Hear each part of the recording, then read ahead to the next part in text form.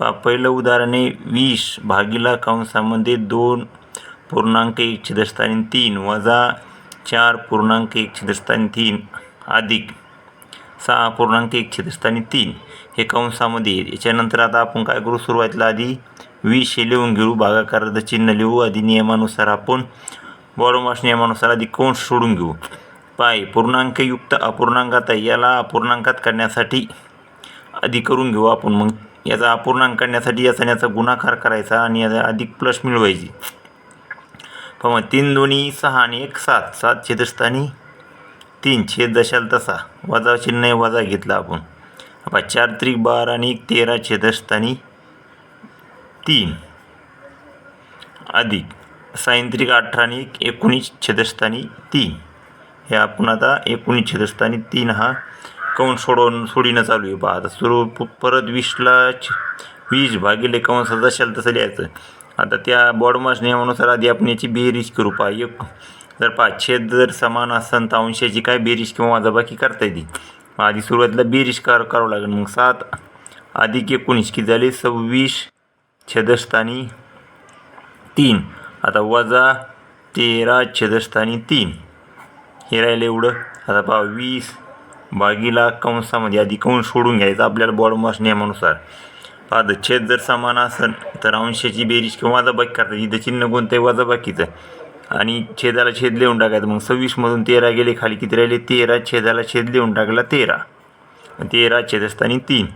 पहा हे काय इथं 20 इथं भागाकाराची विरुद्ध चिन्ह कोणतं आहे गुणाकाराचं. मग गुणाकाराचं चिन्ह घ्यायचं असेल तर ही संख्या खालची वरी जाईल वरची खाली येईल. मग 3 छेदस्थानी 13. असं जर गुणाकार करून घेतला तर 20 त्रिक 60, 60 छेदस्थानी 13. बाकी याला जर भाग दिला तर पूर्णांकयुक्त अपूर्णांकात गेलं तर 13 चौक 52, 13 चौक 52, 52 60 मधून 52 गेले खाली राहिले 8. मग 8 छेदस्थानी 13.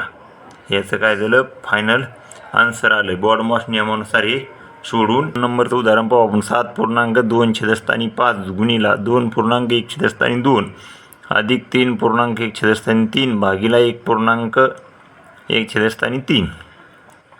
हे आता आपल्याला पूर्णांकयुक्त अपूर्णांकामधून सुरुवातीला आपल्याला अपूर्णांकात रूपांतर करू. मग 7 5 35 आणि 2 37, 37 छेदस्थानी 5 गुणिला 2 दोन्ही 4 आणि 1 5 छेदस्थानी 2. आता अधिकचं चिन्ह इथं अधिकचं देऊन घ्यायचं. 3 त्रिक 9 आणि 1 10 छेदस्थानी 3 भागिला 3 1 3 आणि 1 4 छेदस्थानी 3. हे झालं आता पूर्णांकयुक्त अपूर्णांकात रूपांतर अपूर्णांकात केलं आपण.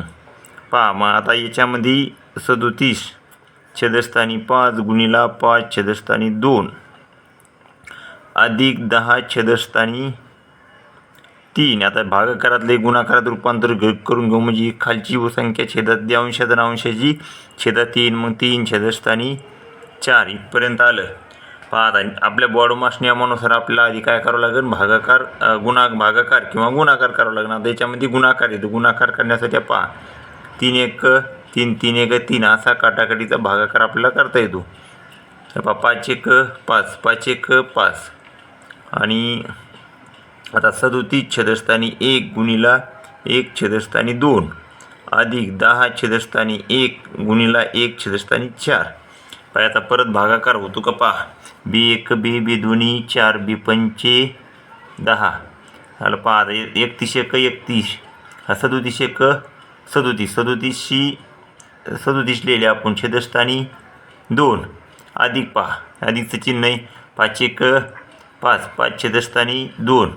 हा 37. आता छेद जर समान असेल तर अंशाची काय आपल्याला बेरीज करता येते. आता बेरीज चिन्ह राहील आपली इथं 37 आणि 5 42 छेदस्थानी 2. पहा 2 भाग जातो 42ला जातो. मग पहा 42 भागिला 2 बरोबर 21.